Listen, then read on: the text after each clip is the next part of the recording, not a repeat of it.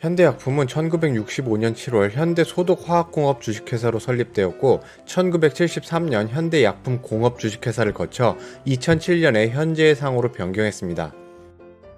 현대약품은 1978년 6월 28일 유가증권 시장에 상장했습니다. 1978년이니까 당시 상호는 현대약품공업이었습니다. 현대약품의 주요 사업은 의약부문과 식품부문으로 구분됩니다. 의약부문에서는 각종 전문 의약품을 생산하고 있고 식품부문에서는 미에로 파이바를 비롯한 기능성 식품과 음료 등을 제조합니다. 현대약품의 자본금은 최근 크게 변동된 내역이 없습니다. 2017년 주주 배정 유상증자 한 차례가 있었고 그 이후에는 변동 내역이 없습니다. 20년 11월 말을 기준으로 유통 주식수는 자기 주식을 제외하고 약 2,788만 주입니다. 20년 11월 말을 기준으로 최대 주주는 전 대표이사인 이한구 씨입니다. 본인이 17.88%를 보유하고 있고 특수관계인들까지 포함해서 총 23.53%를 보유하고 있습니다. 2018년과 2019년에는 주당 45원의 배당이 있었고 2020년에는 주당 42원의 배당을 했습니다. 배당 성향은 54.2% 수준입니다. 전체 매출액에서 제품이 차지하는 비중이 약 3분의 2이고 상품이 3분의 1 수준입니다. 제품의 경우에는 탈모 치료제인 마이녹실과 식이성 섬유 음료인 미에로 파이바가 주요 품목입니다. 주요 제품의 판매 가격은 2018년부터 2020년까지 전혀 변동이 없습니다. 현대약품이 매입하는 주요 원재료의 경우에는 테놀민의 원료로 사용되는 아테노올과 타코실 등이 있습니다. 아테노올의 경우에는 지속적으로 원가가 감소하고 있고 레보드로프로피진의 경우에는 가격이 상승하고 있습니다. 전체적으로 내수 매출이 대부분을 차지하고 있고 수출의 경우에는 의약품 일부가 있는 것으로 확인됩니다. 매년 매출액의 등락이 있지만 전체적으로 1,300억 원에서 1,350억 원 사이 수준을 기록하고 있습니다. 2018년에는 연구개발비를 136억 원 수준 지출했었는데 2019년에 118원 수준으로 지출하다가 2020년에는 96억 원 수준이었습니다. 이는 매출액 대비 7.24%에 해당합니다. 현대약품의 외부 감사인은 2018년부터 2020년까지 한영회계법인이었고 감사 의견은 모두 적정이었습니다. 사업 부문별 매출액이나 자산 비중을 보면 의약품 사업이 82% 수준을 차지하고 있고 식품 사업의 경우에는 12%에 불과합니다. 재무상태표를 보면 자산부채 자본이 모두 증가했습니다. 그 중에서도 유동자산과 비유동부채가 크게 증가했고 자본 총계는 8.1% 수준 증가한 것으로 확인됩니다.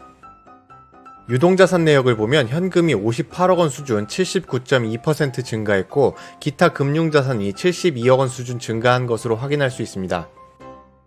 현금 흐름표상 현금의 증감을 살펴보면 영업활동 현금 유입이 큰 것으로 확인됩니다. 영업활동 현금 유입은 전년도 대비 크게 상승했습니다.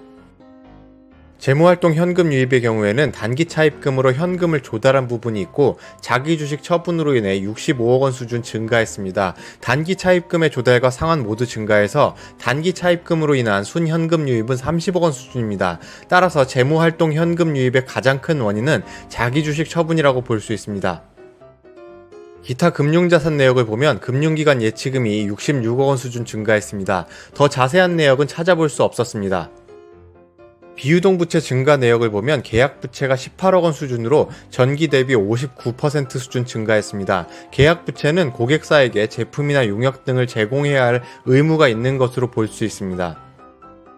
2020년 유동비율은 155% 수준입니다. 매출 채권 증가로 인하여 유동비율이 전기 대비 12% 증가했으며 부채 비율이 전기 대비 1% 감소했습니다. 그리고 전기 대비 차입금 규모가 30억 원 수준 증가했고 이에 따라 차입금 의존도는 전기 대비 1% 증가했습니다. 2020년의 매출액은 전기 대비 1.3% 수준 감소했습니다. 그런데 영업이익은 10억 원 수준 49.4% 증가했고 당기순이익도 9억 7천만 원 수준인 80.3% 수준 증가했습니다. 원인은 경상연구개발비가 전기 대비 22억 원 수준 감소했고 판관비도 42억 원 수준 감소했기 때문입니다.